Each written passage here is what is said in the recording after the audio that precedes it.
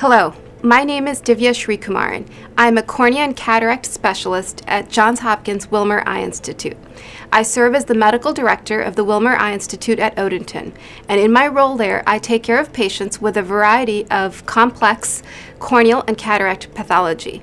I do surgeries including corneal transplants, complex and simple cataract surgery with advanced technology. I also perform refractive surgery, otherwise known as LASIK and PRK.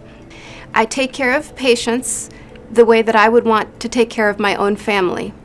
I also serve as the Vice Chair of Education for the Wilmer Eye Institute. In this role, I ensure that all of our programs are excellent for training our future leaders in ophthalmology.